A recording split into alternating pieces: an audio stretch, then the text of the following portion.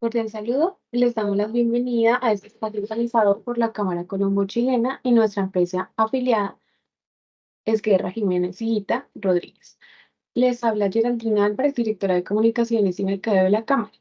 Durante la charla del día de hoy estaremos hablando de los aspectos generales de la gestión de precios de transferencia, como los sujetos obligados, planeación e implicaciones de una fiscalización y entre otros. Para ello nos acompaña Carolina Martínez, quien es asociada de Esguerra JHR, Natalia Rojas, directora de precios de transferencia de la firma, y Gastón Fiorentino, quien es TP Consular de Esguerra Jiménez y Hita. Recuerde que pueden dejar sus preguntas en el chat para que al final nuestros expositores las puedan contestar. Sin más preámbulos, les doy paso a Natalia Rojas, directora de precios de transferencia. Buenos días, Natalia, y bienvenida. Muy buenos días. Muchas gracias a la Cámara por este espacio.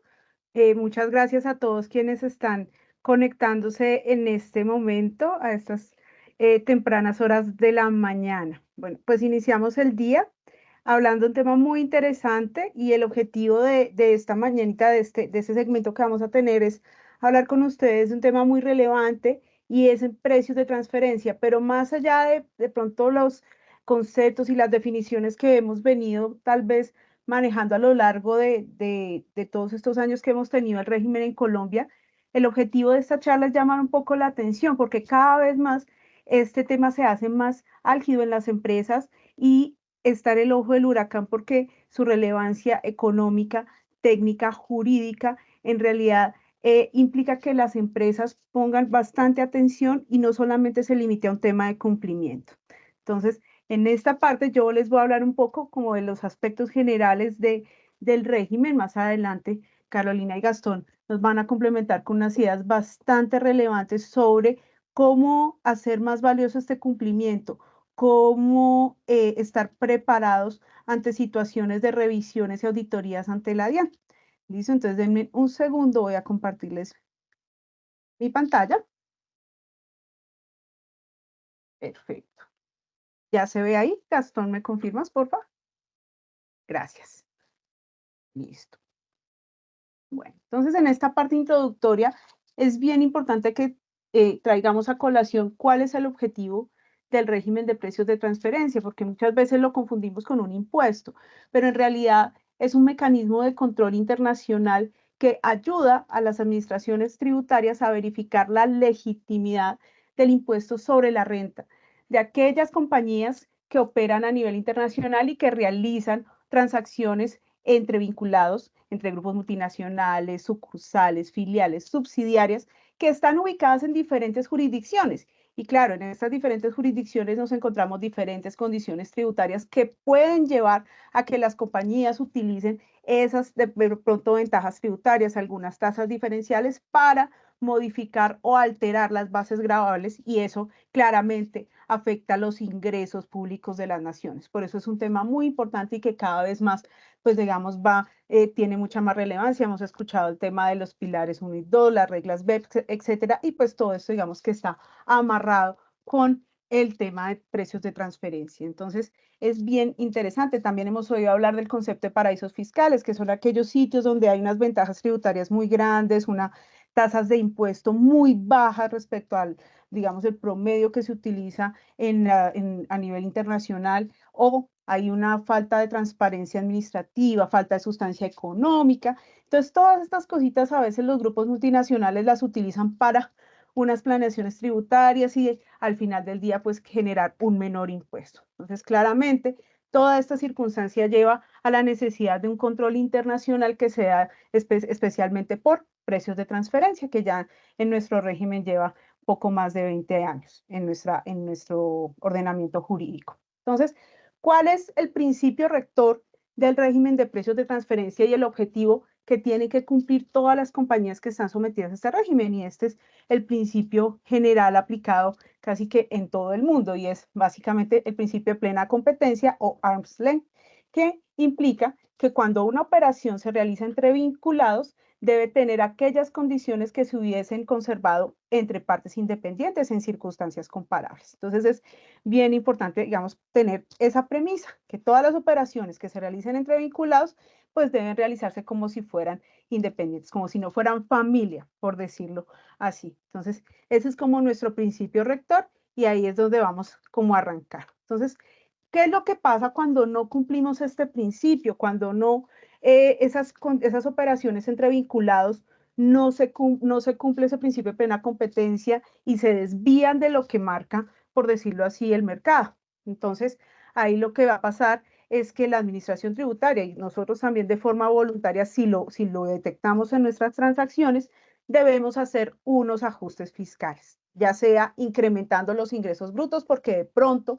vendí una mercancía a mi vinculado a un precio muy barato, muy económico que no corresponde, o disminuir los costos. Tal vez estoy adquiriendo un inventario para distribuir a unos costos muy altos que realmente no se justifican con la realidad del mercado o con lo que pactarían partes independientes. Entonces, ese es como el objetivo principal, generar un mayor impuesto a cargo.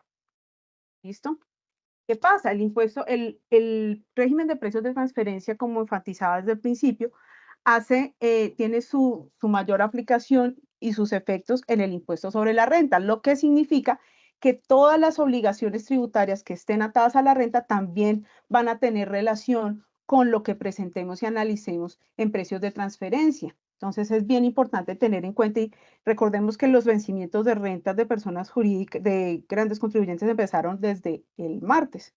Entonces en este momento todo el mundo está corriendo con las declaraciones, pero hay que tener en cuenta algunas cosas bien interesantes. Uno, que si de pronto tenemos unas operaciones de asistencia técnica, de pronto tenemos algún ajuste en renta que lo pudimos detectar a tiempo, eso se tendría que ver reflejado en nuestro formato de 2516 de conciliación fiscal, que es una de las obligaciones que se va con ese formulario de declaración de renta. ¿Listo? ¿Qué pasa? También como soporte de la renta, las empresas deben presentar sus formatos de información exógena. Y más allá del 1035 y 1036, que habla de estos grupos, de esas entidades controladas, tenemos un 1001 donde tenemos que reportar todos los gastos, todos los costos deducibles y muy seguramente si ahí tenemos operaciones con vinculados del exterior, tenemos que ser muy cuidadosos en que eso que estamos reportando en ese 1001 o en un 1007, si es un ingreso, sea consecuente y sea consistente con lo que estamos reportando, lo que vayamos a reportar en el 1125. Entonces, todo eso se tiene que hablar porque de primera medida, casi que estos rengloncitos, estos formularios, es lo primero que ve la administración tributaria. Nuestro 1125, recordemos que tiene todo el resumen de las operaciones, cuáles operaciones, los vinculados que tengo, dónde están ubicados, qué monto es, y si hay una inconsistencia con lo que presenté en el 1001, en el 1007, pues podemos generar ahí un problema en principio de orden formal, ¿vale? Entonces, es bien importante tener esto en mente, ya que estamos en los vencimientos de declaraciones de renta. Bueno, ¿cuáles son los casos o quiénes se encuentran obligados a cumplir con este régimen y qué casos podemos encontrar dentro de la dinámica de las operaciones de nuestros contribuyentes?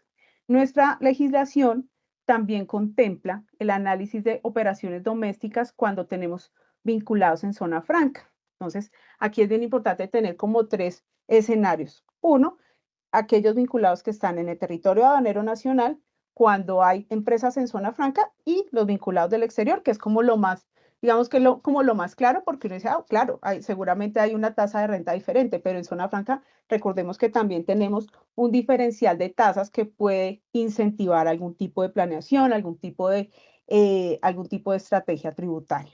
En este sentido, entonces, que por ejemplo, en el primer caso, podemos tener una compañía que está ubicada en el territorio aduanero nacional y puede tener su casa matriz en el exterior, realizar operaciones con ella y en este sentido debe someterlas al análisis de precios de transferencia. También puede haber una compañía en zona franca que de pronto no tiene operaciones en el territorio aduanero nacional, pero sí tiene alguna casa matriz, alguna filial, alguna sucursal en el exterior y tiene que someter sus operaciones también a precios de transferencia. También hay otro caso bien importante, que también puede ser muy común, inversionistas meramente nacionales, que tienen su ubicación en Bogotá, de pronto o en alguna otra ciudad del país, y tienen alguna inversión o una vinculada en una zona franca de Bogotá, en el Valle, en la costa, etcétera, pues de todas las que tenemos en el país. Entonces también deben atender a las obligaciones de precios de transferencia.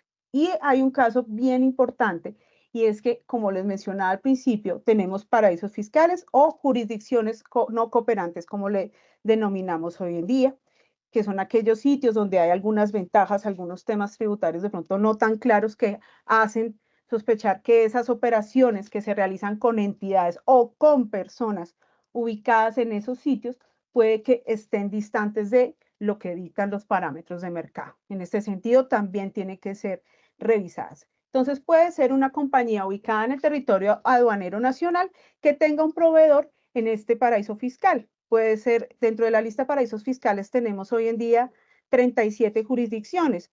Una de las más comunes puede ser Hong Kong, pero también está Trinidad y Tobago, Angola, etcétera. Entonces, puede ser que no haya ningún tipo de relación más allá de que es mi proveedor que está en Hong Kong o es un contratista que tengo allá en Trinidad y Tobago, y por esas operaciones que yo haga con esa entidad, si no sea relacionada, debemos presentar precios de transferencia. Puede que sí haya una relación también, eso puede ser muy común en grupos multinacionales muy grandes. En ese caso, también la obligación se complementa con otras exigencias informativas, porque yo debo decir, es que es mi vinculado, somos familia, debo demostrar que hay una sustancia allá, que si le estoy pagando algo es porque efectivamente ese vinculado en Hong Kong realiza ciertas actividades, asume unas funciones, asume unos riesgos, tiene ciertas características que sí justifican todo este movimiento y estas transacciones, ¿no? Entonces, es bien importante. Puede haber en zona franca seguramente, tuve un caso así hace un par de años muy cercano, donde tenían un comisionista en Hong Kong, la compañía estaba ubicada en zona franca, y tenían un comisionista en Hong Kong que les ayudaba pues como con todo el relacionamiento en Asia, y efectivamente pues tenían que hacer precios de transferencia pese a no tener ningún tipo de vinculación, no eran filiales, no había una relación de casa matriz o subordinada, y también presentaban precios de transferencia. Entonces, como ven, es bien importante y efectivamente pues debe revisar a cada caso. A veces puede pasar temas concurrentes, pueden pasar que tenemos relaciones con zona franca, con el exterior, con paraísos fiscales, pues eso dependerá del tamaño y del alcance geográfico que tengan los grupos multinacionales que estemos analizando. ¿Listo? Eso es como, digamos, como en términos generales la obligación. Ahora bien, claro, hay unos topes porque pues si bien la obligación sustancial es para todos los contribuyentes de renta, pues operativamente el fisco no podría analizar todas las compañías. Entonces tenemos unas limitantes, unos topes que digamos aquí están muy bien resumidos, que están dictaminados según unas VT, y dependiendo del tipo de obligación, pues tenemos estos topes. Entonces, primero lo que tenemos que revisar es, tenemos operaciones con el exterior, tenemos vinculados en zona franca, tenemos vinculados en el exterior o tenemos alguna relación con paraíso fiscal. Luego, mirar cómo están nuestros estados financieros, cómo cerramos a fin de año. Y aquí hay una cosa bien particular, y es que si bien hay unos topes de ingreso y patrimonio para el cierre de año, tenemos que revisar si hay operaciones con paraísos fiscales, estos topes de ingresos brutos y patrimonios brutos no aplican. Tengo que hacer igual la declaración. Entonces puede ser una empresa de pronto muy pequeña, pero que si tiene un proveedor en un paraíso fiscal, pues debe cumplir con la obligación de la declaración, al menos. Ya después, cuando revisamos el tope de operaciones, podemos darnos cuenta que, claro, 45.000 UETs, que son aproximadamente, ¿cómo lo tengo acá? 1.908 millones para el 2023. Entonces, si yo además tengo vinculados en el exterior o en zona franca, hice una operación, por decirlo así, comisión, pago regalías, compra de inventario, superior a 1.900, superé estos topes de ingreso y patrimonio, debo hacer mi declaración, mi estudio de precios, y si esa operación que hice en paraíso fiscal supera los 10.000, que obviamente es un tope mucho menor, 424 millones, pues y además soy muy pequeñito, debo hacer mi declaración y debo presentar un informe si supero esos 424 millones por lo que les decía, esas características de esas jurisdicciones. Entonces es bien importante revisar cómo cerramos el año, si cumplimos topes de ingreso y patrimonio y además qué operaciones pudimos haber realizado con paraísos fiscales.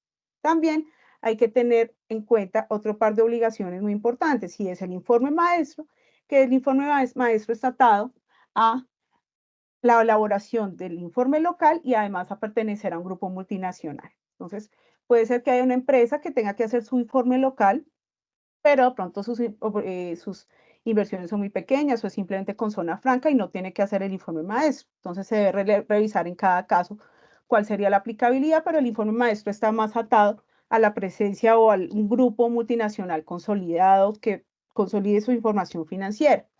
Y la otra información o el otro reporte, la otra obligación que es la más, digamos, exclusiva, por decirlo así, es el informe país por país, que básicamente aplica la preparación en Colombia, aplica para aquellas casas matrices residentes en Colombia de grupos que tengan un ingreso superior a 3.4 billones de pesos. Es muy pequeñito, es muy restrictivo. En Colombia entiendo, y de pronto ahí sí Gastón, si tiene otro dato me complementa, pero entiendo que no son más de 8 compañías porque pues son supremamente grandes y además con el requisito de ser controlantes.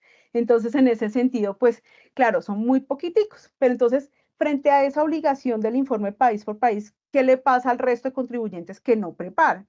Ahí lo que debemos hacer es una notificación en la declaración informativa donde decimos, mira, yo soy pequeñito acá, pero pertenezco a un gran grupo multinacional donde mi casa matriz, que está ubicada en Francia, realiza el informe país por país. Y esa, digamos, que es digamos, nuestra obligación. Entonces, bien, digamos, tenerlo bien presente, tener bien en cuenta estos topes.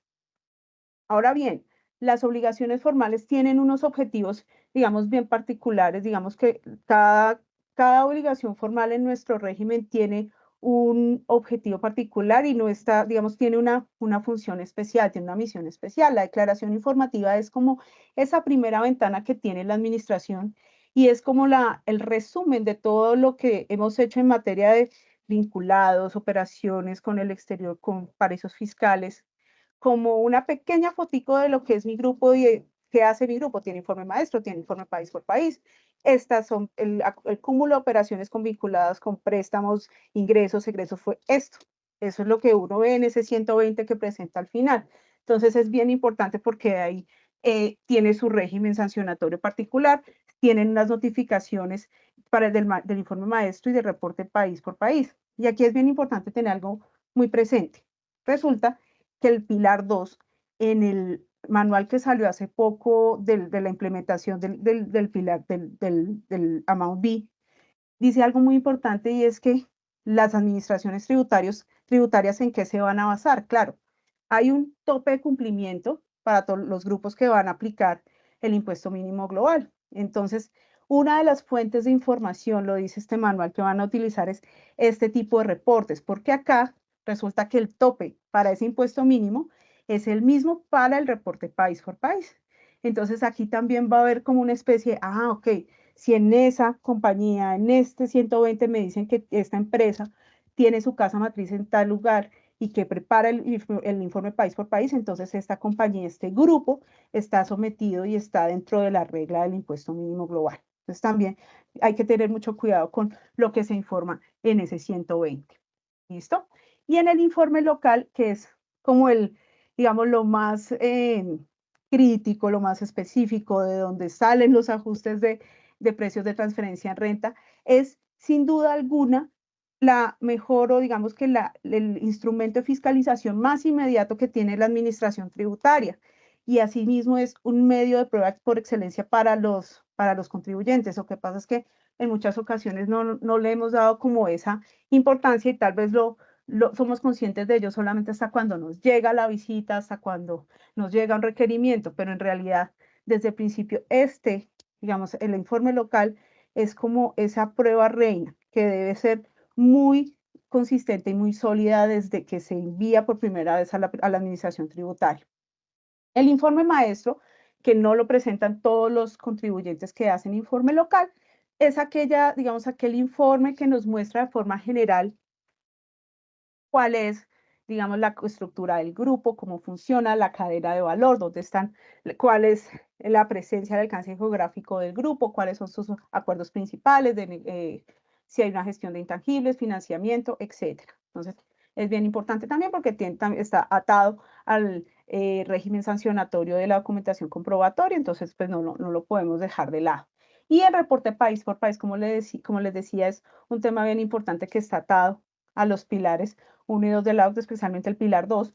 Y ahí hay una visión general del grupo y es una planillita como un medio magnético donde hay una radiografía que nos dice, listo, estamos en estas jurisdicciones, generando estos ingresos por jurisdicción con esta cantidad personal, generando este impuesto a cargo, con este impuesto pagado, con estas personas, con estos riesgos. Entonces, es un instrumento que le permite de forma global a las administraciones fiscales ver cómo son los grupos y detectar algunas cositas y algunos puntos de riesgo en los que debe fijar sus investigaciones. Entonces, este es como digamos, como el panorama general de las obligaciones formales. Entonces Sí, acá, ujú, mira, me gustaría agregar algo. ¿Podríamos ir a la filmina de las tomas de decisión? ujú, Esa, la siguiente, la siguiente. Esta me parece que es muy importante porque puede ayudar. Veo que hay muchas dudas en el chat sobre, si quieres, yo voy mirando acá mientras. Ujú, sí. Entonces, lo primero que tenemos que tener en cuenta en precios de transferencia es que tenemos que tener operaciones con vinculados del exterior. Eso es muy importante. Y lo otro es que si tenemos operaciones locales, tienen que ser entre el vinculado que está en zona franca y el vinculado que está en el territorio aduanero nacional. Eso es otro también muy importante. Y después, en la norma colombiana, tenemos un listado de paraísos fiscales, que ahí puede ser el único caso que cuando hago una exportación al exterior, puedo llegar a tener una obligación formal por el hecho de realizar una operación con un tercero ubicado en un paraíso fiscal, sea una exportación, una importación, prestar un servicio o recibir un servicio. Pero tiene que ser en este caso, si es con un tercero, tiene que estar ubicado en un paraíso fiscal. Si es una operación de exportación pura y dura o de importación pura y dura que es con un tercero, no tenemos obligación de precios de transferencia. Eso es un punto muy importante. Por eso en esta filmina lo que queremos destacar es cómo tenemos que tomar la decisión, si estamos obligados o no estamos obligados en materia de precios de transferencia. Entonces, si identificamos el tipo de operación, una vez que identificamos el tipo de operación, tenemos que ir a nuestros estados financieros o a la declaración de renta, y en la declaración de renta hay un valor que dice patrimonio bruto. Si ese patrimonio bruto es mayor a 100.000 VTs o si los ingresos brutos son mayores a 61.000 VTs, que abajo tenemos la guía de cuántos son los valores en VTs, en ese caso lo importante es la palabra O. Con uno o el otro, cualquiera de los dos que se esté cumpliendo, ya somos un contribuyente obligado en materia de precios de transferencia. Entonces, tenemos ejemplo, una operación con vinculados del exterior. Vinculados del exterior. Superamos los 100.000 o los 61.000 VTs. ¿Ah? Entonces ya somos un obligado en materia de precios de transferencia. Después de ahí viene una segunda análisis que hay que hacer. Es si superamos o no superamos los 45.000 VTs por el tipo de operación que hemos identificado. Vamos a suponer, es una exportación, un vinculado del exterior ubicado en el... entonces, en ese caso, esos 45.000 VTs de operaciones, o sea, 1.900 millones, es lo que tenemos que identificar como que ya tenemos la operación. Es mayor a los 45.000 VTs. Si es mayor a 45.000 VTs, entonces por esa operación que estamos teniendo, tendremos la obligación de presentar la declaración informativa, que ya Natalia nos explicó, el informe local y el informe maestro. Si adicionalmente a eso pertenecemos a un grupo multinacional. Y ese grupo multinacional, en su casa matriz, en el país de la jurisdicción está ubicada la casa matriz, presentó el informe país por país. Entonces, en ese caso, en la misma declaración informativa hay un espacio donde vamos a hacer esa notificación. ¿Por qué? Porque ya muchas veces nos preguntan, pero entonces, ¿qué es eso de la notificación? ¿Dónde lo debo notificar el informe país por país? No hay que confundir informe país por país con informe maestro. Son dos documentos diferentes, ¿no? Si somos un grupo nacional o por algún motivo hay una serie de requisitos que sería para una charla de otro evento, pero lo podríamos, si es el caso, después al final podríamos hablarlo de esto. Pero si por algún motivo somos un grupo multinacional y tenemos ingresos superiores a 81 millones de VTs, que es un número bien interesante, 3.435 billones de pesos colombianos. En el ejercicio anterior, que son, y ahí es donde Natalia dijo, son aproximadamente 19 compañías las que presentan el informe país Como por 8. país. En Colombia como 9, 8, una cosa así. 9, 8, exacto, Sí, son 9, muy 8, poquitas. no es tanto. Digamos, esas compañías tienen que presentar el informe país por país. ¿Está? Si no superamos los 45.000 VTs o si las operaciones con paraísos fiscales son menores, la suma, por eso es importante, la suma de todas las operaciones con paraísos fiscales, de ingresos y de egresos, son mayores a 10.000 VTs, tenemos también toda la obligación de informe local y declaración informativa. Pero si no lo superamos, los 45.000 o los 10.000, solo tenemos que hacer una declaración informativa. Entonces ya la obligación es menor. Si no superamos los topes del principio, los de 100.000 VTs o 60.000 VTs, y tenemos operaciones, no solamente tenemos operaciones, sino que adicionalmente podemos no tener operaciones a nivel internacional, solamente vamos a tener que mandar un email que es el email de notificación país por país. Entonces, y algo muy importante, los paraísos fiscales están en el decreto reglamentario, en el capítulo 5, si mal no recuerdo, están Sí, informados el listado de cuáles son los paraísos fiscales. Y algo que también mucha gente nos consulta y nos pregunta es si Panamá es un paraíso fiscal. Panamá no es un paraíso fiscal, ¿no? Entonces, después hay todo un tema también con los países de nula o baja tributación y países, digamos, que tienen regímenes regímenes preferenciales. preferenciales. Ujú. Que bueno, que ahí tenemos que hacer un análisis más de profundidad en función a lo que establecen los lineamientos de la OSD y los parámetros establecidos a nivel Eso es de para otra charla. exactamente, que eso es para otra charla, pero bueno, pero en términos generales nuestra intención en este momento es que vean que hay una forma de la toma de decisión y de cuándo tenemos la obligación y no tenemos la obligación.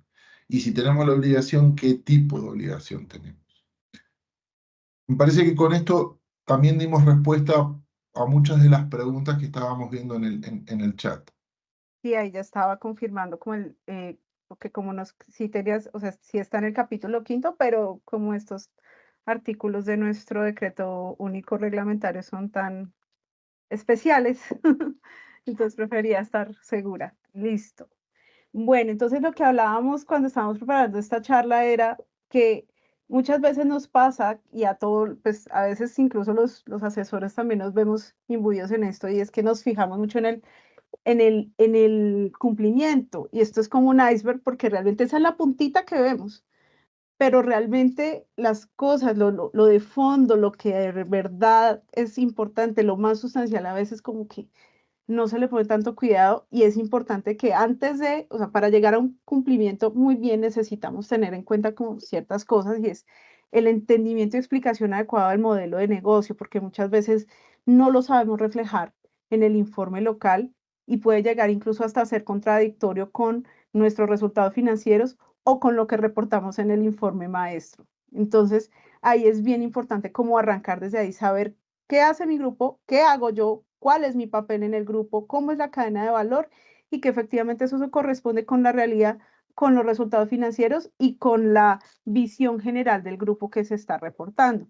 Hay una serie de operaciones, en precios de transferencia hay casi más de 30 tipos de operaciones de ingreso y egreso para reportar, pero hay unas en especial a las que se le tiene que poner mucho cuidado: la venta de acciones, los financiamientos, los servicios y la asistencia técnica, especialmente cuando son gastos, la compra y venta de commodities, porque hay unos requisitos especiales para ese tipo de operaciones. Entonces ahí, ¿será que el método que estamos aplicando sí es el correcto? Porque ese método de la operación se tiene que hablar, el método, la operación, el modelo de negocio, todo tiene que ir, digamos, muy encadenado y verse de esa manera en el informe local. Entonces, nosotros infortunadamente solo vemos los topes, por eso lo quise dejar ahí, porque solamente nos fijamos en eso, en la declaración, el informe, pero muchas veces dejamos de lado el paso 3 y 4 que realmente son. Dijimos, no, eso se hace así, siempre se hace así, es una operación, es una compra, es una venta y siempre se hace así, pero hay otras cosas de fondo.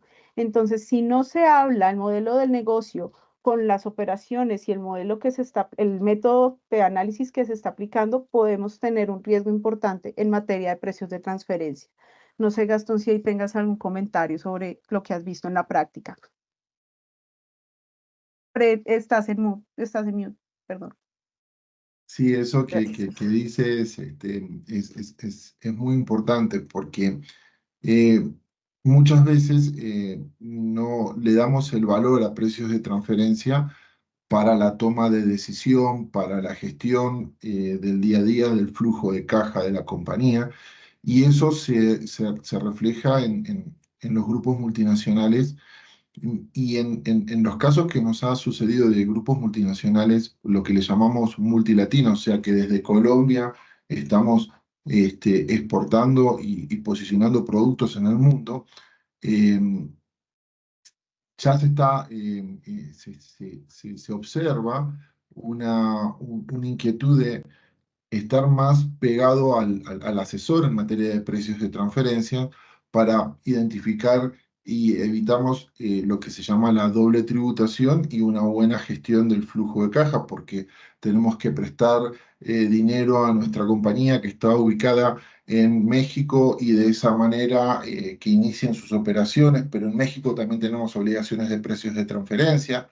Entonces, ¿cuál es el valor del mercado del préstamo que estamos otorgando? ¿Es un préstamo que ese préstamo realmente me lo puedo tomar como deducible en México o me lo puedo tomar como deducible en Colombia? ¿Qué reglas de precios de transferencia tengo en el otro país? ¿Y cómo puedo yo de alguna manera evitarme un dolor de cabeza a futuro? Y cuando decimos un dolor de cabeza, esto tiene un lineamiento directo con lo que Carolina nos va a exponer, y es toda la parte, lamentablemente, si uno no hace las cosas de forma correcta desde un inicio, va arrastrando el problema año tras año. Y eso lo que nos genera es lo que decía anteriormente, valga que repito, el dolor de cabeza. Y el dolor de cabeza en precios de transferencia es muy alto. ¿Por qué? Porque las operaciones son muy importantes.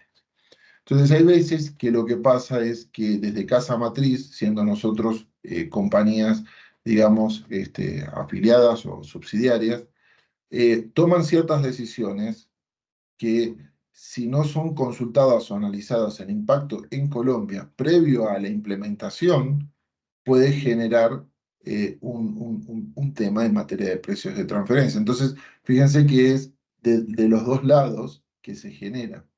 Entonces, eso después, claro, pasó en el año y hay que justificarlo y documentarlo, pero eso es ya lo que pasó, pasó. Y si no supimos o no pudimos o no tuvimos la posibilidad de, aunque sea levantar la mano y decir la casa matriz, o aunque sea hablar con los accionistas en Colombia y decirles, miren que acá podemos llegar a tener un tema con precios de transferencia, es donde se genera la doble tributación y donde el flujo de caja de la compañía se ve afectado, ¿no?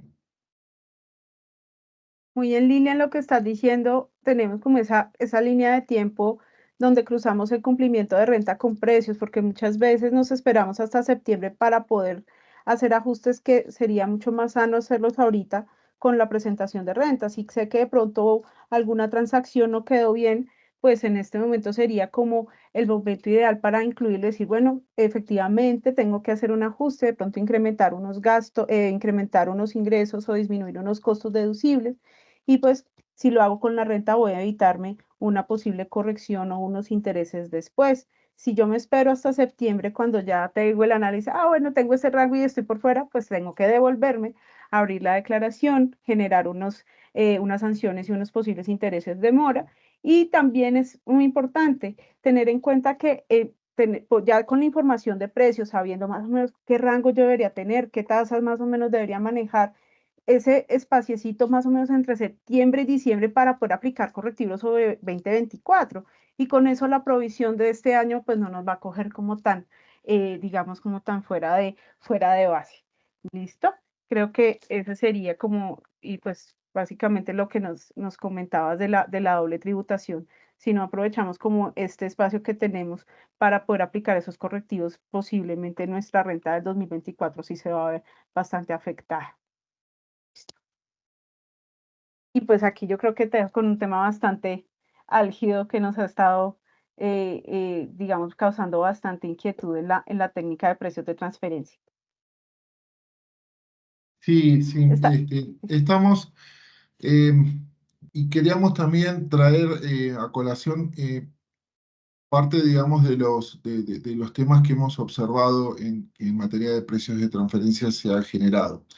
Eh, En charlas que hemos tenido con, con funcionarios de la DIAN, y esto no es algo que es que nosotros tuvimos la charla y no se sabe porque es conocido y en muchos foros la DIAN hace esta mención, es que gran parte, digamos, de los obligados en materia de precios de transferencia en Colombia son empresas o entidades con funciones de distribución. Entonces, ahí, cuando uno tiene una función de distribución, generalmente se utiliza un método de precios de transferencia que es el método de precio de reventa, que básicamente es probar que la utilidad bruta de la compañía sobre el precio de venta, lo que se llama el margen bruto, está a valores de mercado. Más allá de un montón de aspectos que debemos tener en consideración que ahora vamos a indicar, ¿no? Entonces, ¿qué sucede? Muchas entidades o muchos contribuyentes utilizan el método de precio de reventa y la DIAN se los observa. Entonces, ¿qué sucede en ese punto? Hay veces que la DIAN tiene razón, otras veces es el contribuyente que tiene la razón, pero queremos aprovechar este espacio para primero darles unos tips o unas recomendaciones, y eso va relacionado directamente con la forma de elaborar un estudio de precios de transferencia. Si nosotros, dadas las circunstancias o por una cuestión inclusive mandatoria de casa matriz, debemos utilizar el método de precio de reventa, en esos casos tenemos que entender de que es defendible la situación si, por ejemplo, somos un agente de ventas o somos un distribuidor de bajo riesgo. Entonces, un agente de ventas recibe el producto y automáticamente como lo recibe, lo está entregando, inclusive ni siquiera entra en sus inventarios, ¿no? Cobran como lo que se puede llegar a decir como una comisión o una rentabilidad sobre un flash title, o sea, sobre un producto que lo recibieron y como lo recibieron lo entregaron. ¿Está?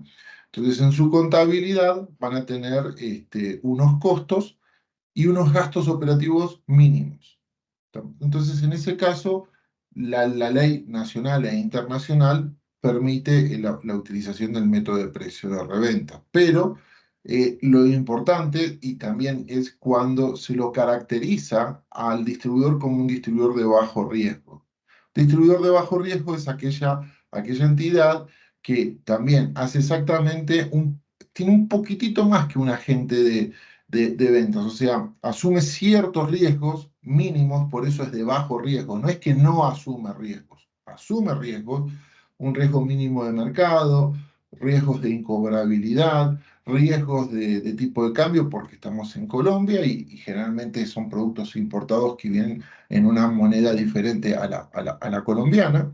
Entonces esos riesgos que son necesarios como para el funcionamiento, pero lo que no se genera es que al producto se le añade un valor sustancial. La misma OECD establece que el producto, como se recibe, se comercializa. Se tiene poco tiempo en el inventario y no estamos generando un valor agregado vía un activo intangible, como puede ser posicionar la marca o como puede ser ayudar a posicionar la marca. Entonces, eso uno lo puede identificar básicamente en los gastos de comercialización que está asumiendo el distribuidor. Hay posiciones en donde uno puede realizar, y son posiciones generales, que las posiciones generales, la recomendación es no tomarla en precios de transferencia, porque cada compañía y cada modelo de negocios es un mundo diferente al resto.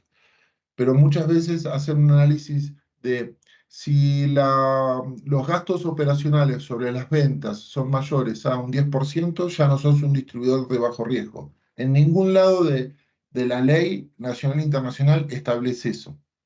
Pero sí uno puede hacer un análisis de razonabilidad respecto de las funciones, riesgos y activos que estamos asumiendo y la contabilización de ellos en los gastos operacionales. Entonces ahí es donde tenemos que ver si existe realmente ese 10%, qué peso tiene, porque por ahí puede ser que ese 10% tenga un peso por unos gastos operativos diferentes a un tema operacional de la compañía, algo extraordinario que pudo haber sucedido, nos ha pasado y lo hemos demostrado. Pero más allá de eso, que es una referencia, si tenemos gastos operacionales sobre ventas que nos representan más del 50%, obviamente no somos un distribuidor de bajo riesgo y si lo somos tenemos que identificar qué partidas están contabilizadas en gastos operacionales que nos generan ese ratio tan alto, porque esos son ratios de razonabilidad que uno puede llegar a utilizar. Pero lo más importante, y este es el mensaje, es en el informe local, en la parte de modelo de negocios, en la parte de funciones, riesgos y activos, ahí es donde tenemos el espacio para explicar todas estas situaciones y por qué es viable utilizar el método de precios de reventa. Entonces, dicho esto, ¿qué sucede? Hay empresas que están también en situaciones de inicio o situaciones de startup. Entonces, en una situación de inicio, con el ejemplo ya lo vamos a ver con más detalle, uno no puede exigirle bajo, digamos, los criterios comerciales y económicos, que en el primer año tenga una rentabilidad a nivel operativo, porque obviamente lo que tenemos es que llegar a lo que se llama el punto de equilibrio y de ahí en adelante empezar a tener rentabilidades. Entonces ahí tenemos otra opción de poder utilizar el método de precio de reventa. Después también hay unas situaciones muy particulares o coyunturales que se suceden, que es cuando la compañía, por diferentes factores exógenos a operaciones con vinculados, se encuentra en una situación de cierre o de reorganización. O sea, o me reorganizo o cierro la compañía, que es totalmente diferente a una reestructuración, que ahí es un mandato de casa matriz, muchas veces donde, bueno, vamos a dejar de ser manufactureros y vamos a pasar a ser ejemplo distribuidores. Entonces ahí tenemos otro análisis que realizar. Pero si estamos bajo un esquema de reorganización por una situación particular y que claramente podemos en el informe local demostrarlo, cuantificarlo y explicarlo cuál fue el motivo de esa reorganización y por qué se llegó a esa reorganización y por qué la utilidad operativa está en pérdida, entonces en ese caso podemos hacer uso del método de precio de reventa. Ahora, vuelvo y repito, es muy importante la documentación, es muy importante lo que vamos a explicar. O tenemos situaciones como las que hemos vivido, crisis económicas o situaciones coyunturales de fuerza mayor, como fue el caso del COVID-19, en donde claramente ahí a nivel operativo no vamos a poder hacer un análisis, deberíamos hacer muchos ajustes y en esos casos, cada caso hay que analizarlo, pero en esos casos existe la posibilidad de utilizar el método de precio de reventa. Entonces, muchas veces nos sucede que decimos, bueno, ok, tenemos esta, y lo digo como, y este ejemplo lo traemos porque es un ejemplo del día a día de los negocios.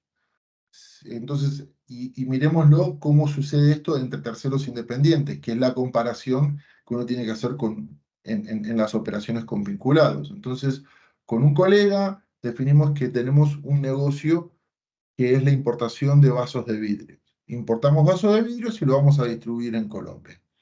Entonces hacemos un análisis eh, rápido, decimos, bueno, ¿cuál es el precio unitario de los vasos de vidrios en Colombia? En este ejemplo es un ejemplo valor 100. Bueno, listo, vale 100, precio de venta al público. ¿Cuál es el costo de traer y de poner en el mercado esos vasos de vidrio? 70 pesos o 70 unidades monetarias. Entonces quiere decir que el margen bruto que estamos obteniendo es de un 30%. Entonces, ese número es un número mágico, porque a cualquiera que le indiquen que vamos a hacer un negocio de importar vasos y vamos a ganar un 30%, vamos a estar todos contentos y vamos a decir, vamos para adelante, ¿dónde tengo que invertir el dinero? No, no, pero espera, hay que hacer otro análisis. El análisis es cuántos vasos de vidrio tengo que vender en el mercado local para no solamente cubrir el costo, sino también cubrir los gastos operativos que voy a tener para realizar esta operación. Asumiendo que somos una empresa que estamos empezando y somos una empresa en donde el vaso de vidrio no tiene una marca, no es un intangible, bueno, todas las ceteris paribus que tenemos que tomar en cuenta para este ejemplo.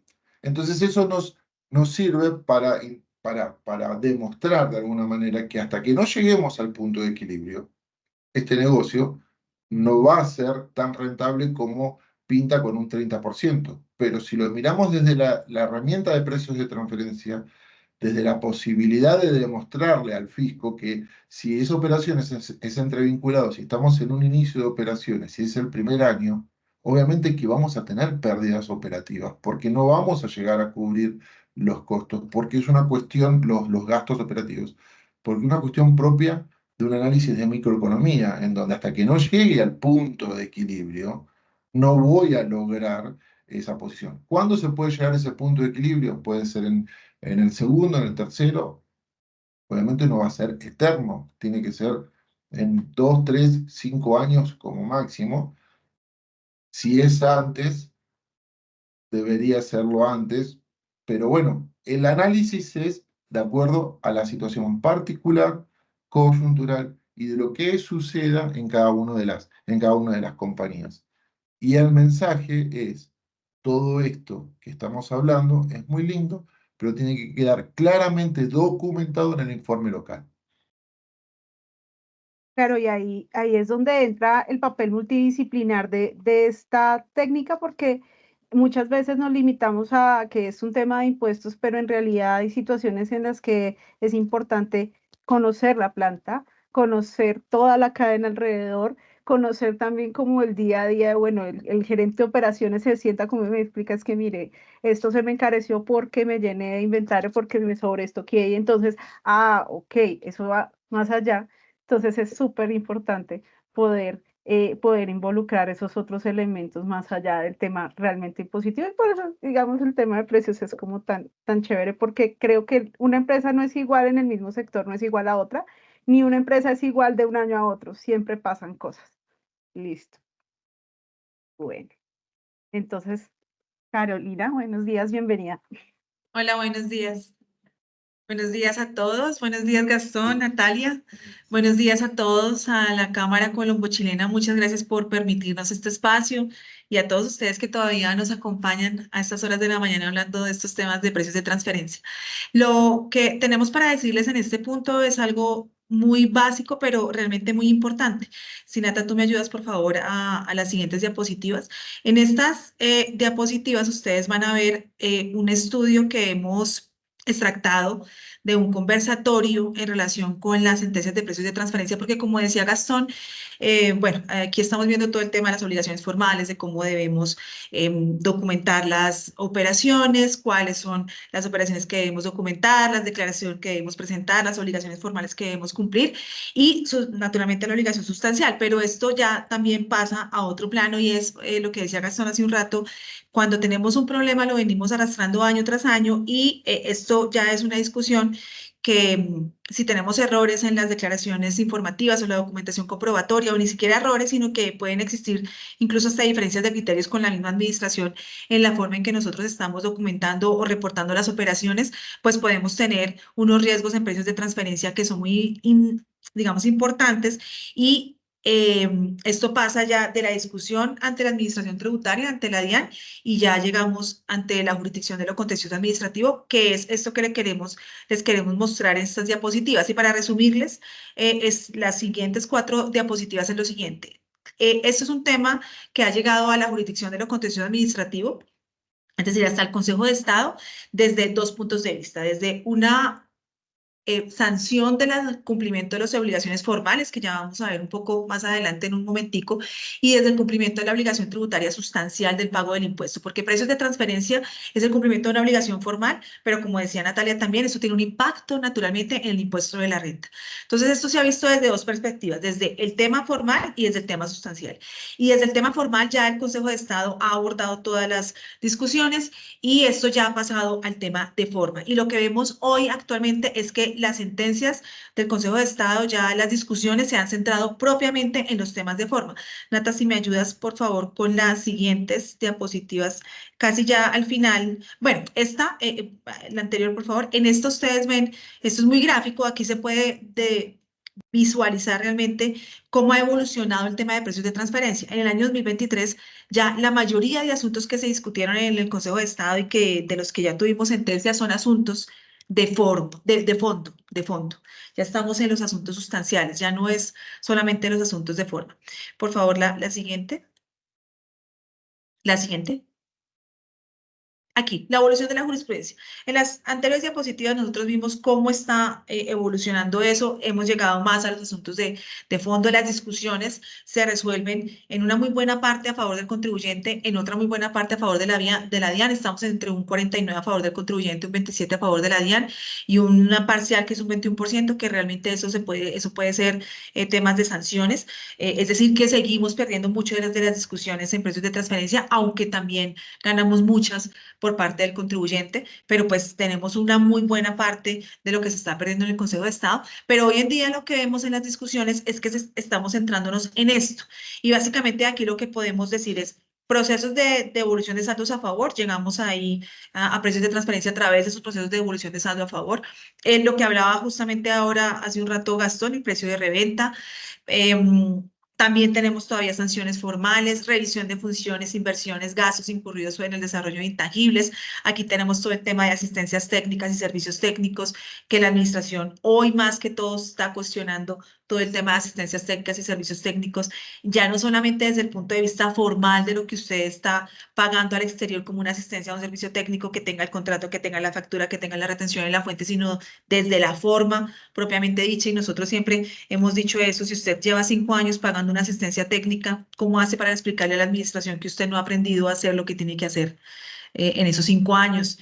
¿Por qué sigue pagando esos servicios? Ya esas son las discusiones de fondo y eso es lo que estamos viendo en la jurisdicción. ¿Cuál es la razonabilidad de los ajustes de renta? Porque también decía Nata hace un rato, y eso tal vez un poco en el tema ya de fiscalización actual, lo que estamos viendo y es que estamos revisando, que en este momento es que tenemos que estar haciendo los estudios de precios de transferencia para realizar los ajustes en la declaración de renta y no esperarnos a tener que hacer después unos ajustes que puede que no sean reales, que pueda que no sean acordes, digamos, con la técnica de precios de transferencia, que lo que nos hagan es simplemente entrar en un rango para poder hacer esos ajustes. La administración y la jurisdicción ya están revisando cuál es la razonabilidad de los ajustes que yo estoy realizando en impuestos sobre la renta, la validez de los comparables internos. Básicamente, esos son como los criterios jurisprudenciales de fondo que hemos visto en estos últimos 4 años.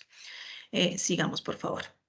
Ya propiamente desde los litigios, para decirles que esto nuevamente se centra en 2 puntos. En el cumplimiento del deber formal, y esto nos puede conllevar sanciones desde el punto de vista formal, procesos sancionatorios propiamente dichos, que son iniciados por la administración tributaria, extemporaneidad, omisión, inconsistencias, correcciones de las declaraciones informativas y de la documentación comprobatoria, que nos llevan unas sanciones, pero también desde el punto de vista sustancial, que es por el incumplimiento del deber sustancial, que es determinar mis operaciones a precios de mercado en el principio de plena competencia, y eso me va a impactar naturalmente en el impuesto sobre la renta, porque si yo no estoy cumpliendo con el principio de plena competencia, esto se puede ver desde el punto de vista de una omisión de ingresos, de una incrementación de la base gravable a través de un aumento del ingreso, o de las operaciones de egreso a través de el desconocimiento de los costos o gastos que yo he incorporado en mi impuesto sobre la renta, que naturalmente me van a impactar la base y que van a incrementar mi impuesto sobre la renta. Sigamos, por favor. Entonces, la anterior. En relación con el tema del caso de la obligación del incumplimiento del deber formal, en el ejemplito que teníamos ahí, Nata, el siguiente. Exactamente, este. Para resumirles esta diapositiva, ¿qué sucede cuando ustedes presentan una declaración, un informe local de precios de transferencia, una declaración informativa de precios de transferencia desde el punto de vista sustancial? ¿Y cuál es el término que tiene la administración para sancionarlos por el incumplimiento del deber formal, ya sea porque tiene una omisión, porque tiene una corrección, porque tiene una inconsistencia? Ese es un ejemplo de una corrección, pero para decirles que es un término bastante amplio. Miren que eso es una operación que se realiza en el año 2022. La renta del 2022 se presenta en el año 2023, y ahí es cuando yo cumplo también con mis obligaciones formales de precios de transferencia. Y si por alguna razón o circunstancia yo tengo que corregir mi informe local de precios de transferencia y lo hago en el año 2024, la administración tiene hasta el año 2027 para sancionarme por esa corrección. Y esto es un tema muy técnico, que es... El término son 2 años contados a partir de la presentación de la declaración de renta del año en que se cometió la conducta sancionable, y tendríamos que ver cuál es la conducta sancionable y cuál es el término real. Pero fíjense que estamos hablando de una operación que se hace en el año 2002, que se documenta en el año 2023, pero que la administración tiene hasta el año 2027 para sancionar. Entonces estamos hablando casi de 5 años en este caso, que la administración cuenta con un plazo para sancionar, para que tengamos en cuenta que esos errores que nosotros tenemos en estas obligaciones, pues la administración tiene un amplio margen para emitir los pliegos de cargo y emitir las sanciones. Sigamos. Ahora, un caso práctico ya en relación con asuntos de forma, que es más bien sencillo. Tenemos que tener en cuenta que las declaraciones de renta de los contribuyentes obligados al régimen de precios de transferencia van a quedar en firme en 5 años. Es decir, que la administración tiene 5 años contados a partir del vencimiento del término para declarar o de la presentación sin extemporánea para fiscalizar esa declaración, para rechazar gastos o costos, por ejemplo, que yo tengo con mis vinculados del exterior, que no están ajustados a precios de mercado, ya sea porque el método que yo escogí no era, porque las comparables no eran, porque tengo una diferencia de criterios con la administración en relación con el método que he escogido, porque el ajuste que yo realicé no era el correcto. Entonces, en este caso hemos puesto simplemente una empresa que se dedica a la prestación de servicios de IT, que hace parte de un grupo multinacional y que en el año 2023 no cumple con el principio de plena competencia en una operación de gasto con el vinculado. Pero vamos a decir que no necesariamente es que uno no cumpla con el principio de plena competencia. Tal vez lo que puede suceder es que existe una discusión con la administración en relación con el cumplimiento del principio de plena competencia, o porque en un momento hubo una inadecuada aplicación de la técnica de precios de transferencia, y este ajuste lo que me significa es un desconocimiento de costos y gastos, que al final puede ser un impuesto, que esto puede ser algo muy real, un impuesto, un mayor impuesto. En este caso lo hemos puesto de $5 millones. Sigamos. Entonces, esto es para la anterior, para decirles, fíjense cómo puede evolucionar este tema que son 5 millones de dólares en un ajuste de precios de transferencia en el impuesto. Si yo corrijo en una primera instancia, antes de que la administración tributaria, la renta, si yo corrijo la renta antes de que la administración tributaria llegue y me golpee en la puerta y me diga que yo tengo que corregir, esto es una sanción de 500.000 dólares, unos intereses de mora que pueden ser de 100.000 dólares, el problema es de 5.600.000 dólares. Pero si yo dejo esto avanzar, este problema se me puede volver en un problema de 11.200.000. Es un problema que puede llegar incluso, fíjense, a ser el doble, solamente más del doble, por efectos de la sanción y por efecto de los intereses. Aquí la sanción en el 100% me quedó es de 2,5 millones aquí, pero realmente es de 5 millones de dólares.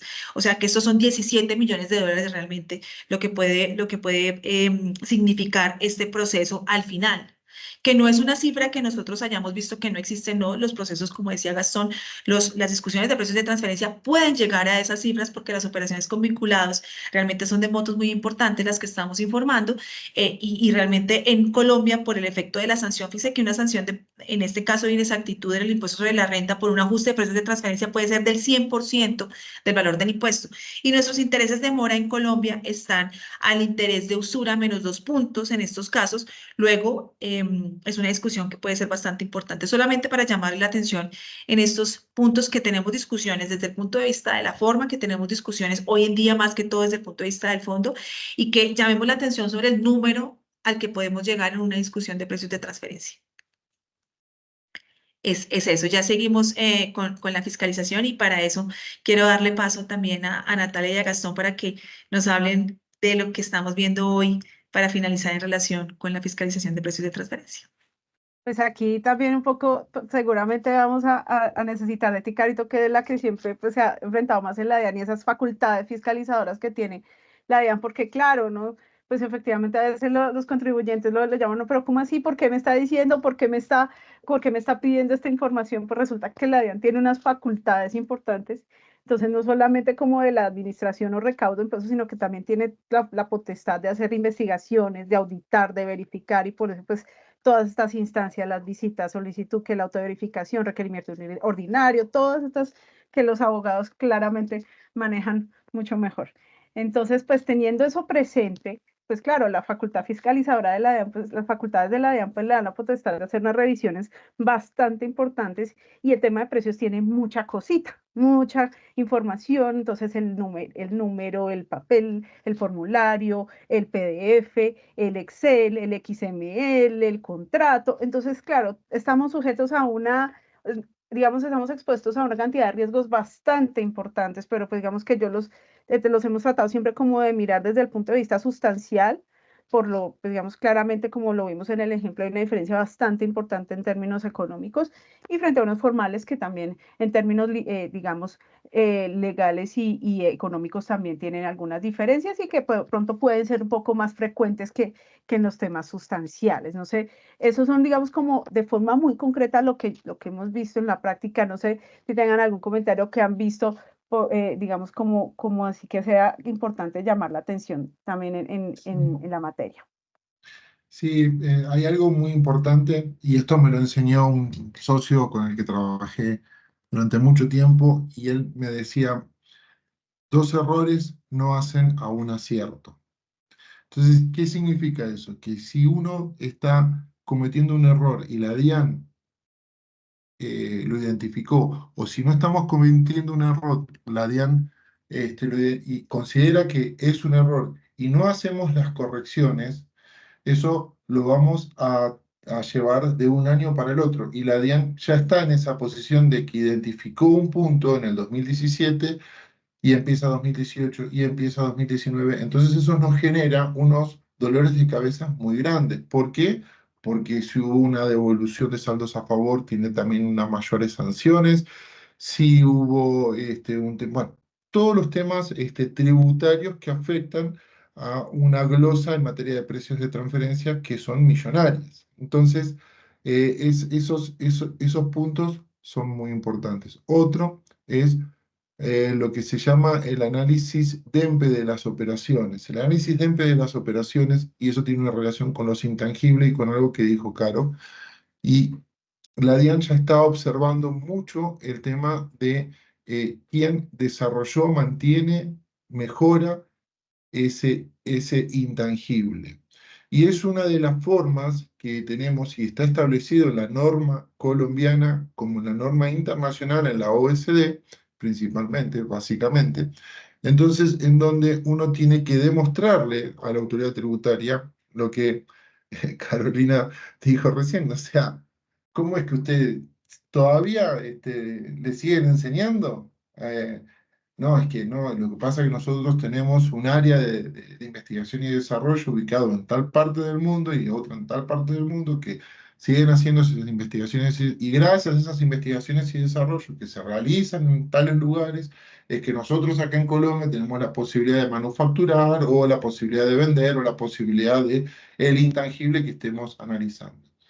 Entonces, vuelvo a lo que hemos dicho desde un principio. Todo eso debe quedar claramente explicado en el modelo de negocios, en las funciones, riesgos y activos de la parte de la operación objeto de estudio. Y agregar un capítulo que es quién mantiene, mejora, financia ese intangible. Entonces, de esa manera le estamos dando más sustentación o más sustento al análisis de precios de transferencia desde un punto de vista probatorio, donde siendo la prueba más importante, y esto es algo que también es una recomendación, la prueba por sobre todas las pruebas que tenemos en materia de precios de transferencias es el informe local, el informe maestro. Es lo que nosotros le dijimos a la DIAN. Y si la DIAN no está de acuerdo en lo que nosotros le dijimos, se invierte la carga de la prueba y es la DIAN la que nos tiene que explicar por qué no está de acuerdo en todo lo que nosotros le dijimos en el informe local.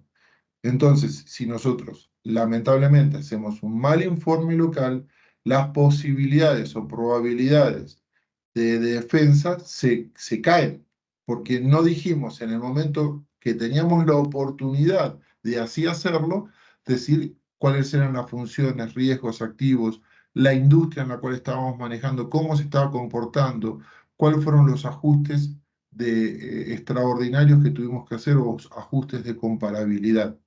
Entonces esas son, me parece que las claves que en materia, más allá de que si es el método, si es esto, si es lo otro, tenemos un documento, hagamos uso de ese documento para evitarnos dolores de cabeza a futuro. Claro, es que es la oportunidad y el valor probatorio del informe local en el momento en que se presenta por primera vez. Y muchas veces solo lo vemos hasta cuando tenemos el requerimiento encima. Si ya nos damos cuenta es cuando estamos en los procesos que nos toca empezar a revisar qué otras pruebas podemos tener dentro del proceso y empezamos a mirar si tenemos dictámenes periciales, cuál puede ser la oportunidad de aportar esos dictámenes periciales que sin duda alguna hoy en día son muy importantes en las discusiones de precios de transferencia porque como dice Gastón, creo que nosotros hasta ahora es que estamos viendo cuál es realmente la importancia de realizar un muy buen informe local. De manera que cuando estamos ya propiamente en los litigios y nos devolvemos a los años 2016, 2017, estamos viendo que los informes en muchos casos pueden tener algunas falencias que vendríamos a solucionar, por ejemplo, con los dictámenes periciales en los procesos que son realmente muy, muy importantes. Yo creo que hoy en día esa es una de las pruebas dentro de los procesos judiciales que aportamos y que puede llegar a ser una gran diferencia desde el punto de vista sustancial de las discusiones. Y lo otro es también llamar la atención a algo que nosotros hemos denominado como el marco de gestión de precios de transferencia. Esto no es una cuestión reactiva, sino es más bien una cuestión proactiva. Nosotros tenemos que implementar unas políticas dentro de las organizaciones que nos permitan llegar al cumplimiento de manera adecuada, porque esto no es solamente, como decía Gastón y Natalia, entregar un informe que no tenga solamente por cumplir una obligación. Tenemos que llegar antes de la presentación de la declaración de renta, tener un informe que ya tengamos pues bastante depurado para poder presentar correctamente la declaración, hacer listas de chequeos, doble chequeos, auditorías, revisión del cumplimiento de la obligación y adicionalmente en el mismo año en el que estamos realizando las operaciones, implementar una suerte de planeación de precios de transferencia que nos permita ya no solamente reportar una operación como quedó y realizar ajustes, sino adelantarnos a esos posibles ajustes que pudiéramos tener en las declaraciones.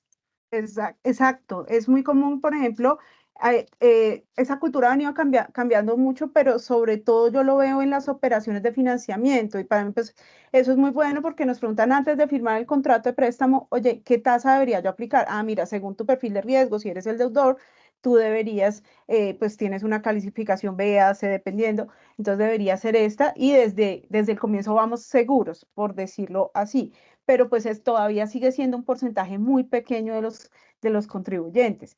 Lo ideal es que cuando vayamos a hacer una operación con vinculada, que oiga, incluso puede que sea pequeña, puede que de pronto, mira, esto no es usual, pero me tocó vender de pronto este inventario aquí no rotó, lo tengo que sacar, cuál debería ser el margen, cuál es el riesgo que tengo yo. Entonces, como detenernos un poco ante esas situaciones que pueden ser particulares, pero que si no las revisamos ahorita nos pueden generar inconvenientes en el futuro.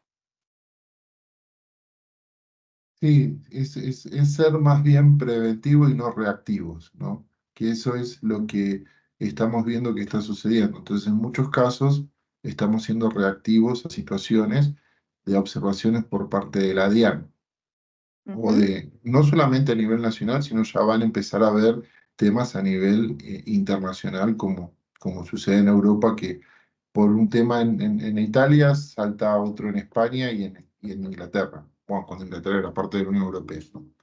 Sí.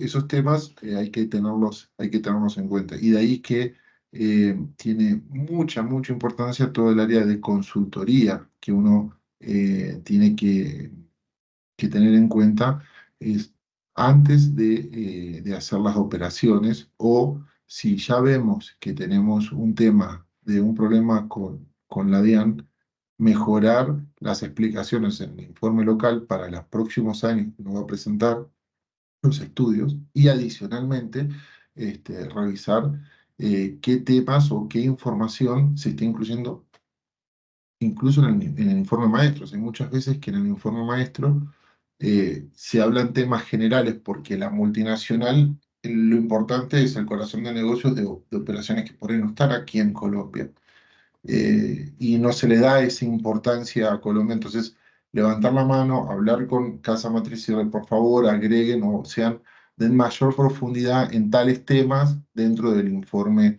maestro, para que cuando uno recibe ese informe maestro, lo lea, comprenda que tenga relación con lo que estamos haciendo en el informe local y que el día de mañana, si uno deja por sentado, digamos, este pedido a la casa matriz, y si por algún motivo después tenemos un inconveniente en materia de precios de transferencia, que ya saben que eso fue algo que en su momento se trató, pero que por directivas internacionales se dejó de esa manera. Entonces, muchas veces tiene relación con lo que dijo Natalia en los préstamos intercompañías y las políticas internacionales que existen bajo parámetros generales, que después cuando uno los baja y los quiere utilizar como medio probatorio en Colombia, tiene que recurrir a análisis alternativos para probar o quedarnos tranquilos que lo que está explicado en el informe maestro es algo que está a valores de mercado.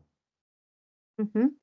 Claro, y como lo veíamos al principio, este no es un tema aislado. Recordemos también que tenemos desde el año pasado, me corrigen, el tema del beneficiario final que guarda una estrecha relación, porque claro, estamos hablando de vinculación, de al final quién es la cabeza.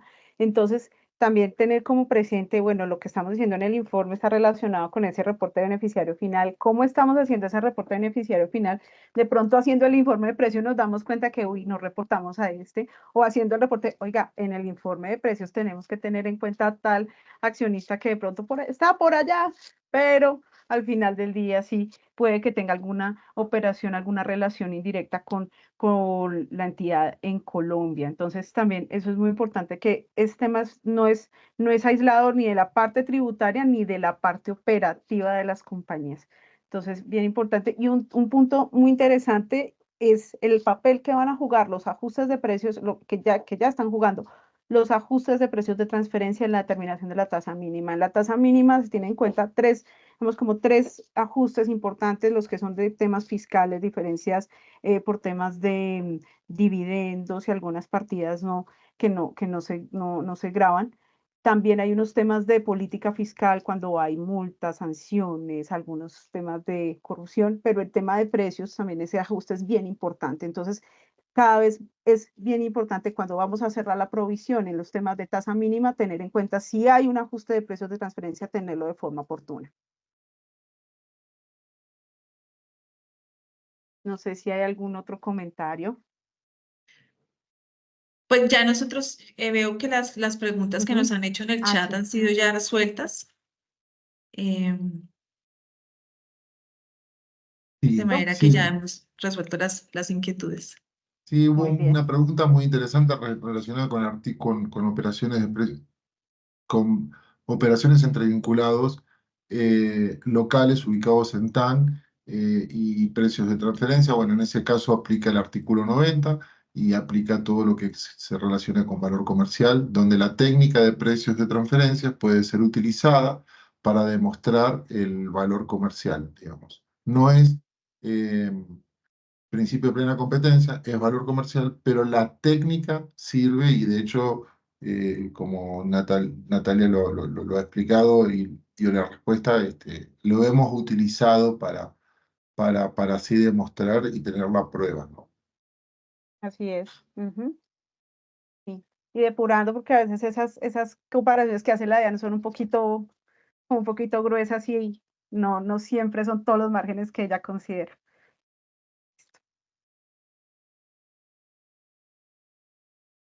Pues yo creo que si no hay más inquietudes y más dudas, habríamos finalizado nuestra charla del día de hoy. Muchas gracias, Carolina, muchas gracias, Natalia, muchas gracias, Gastón, por su intervención.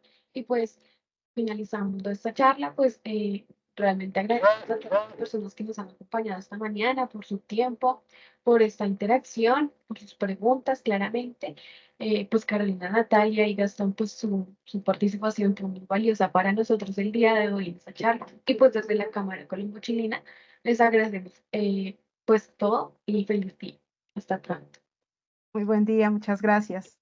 Muy buenos días, muchas gracias a Que estén todos. muy bien. Gracias a todos. Buen Gracias a día. todos.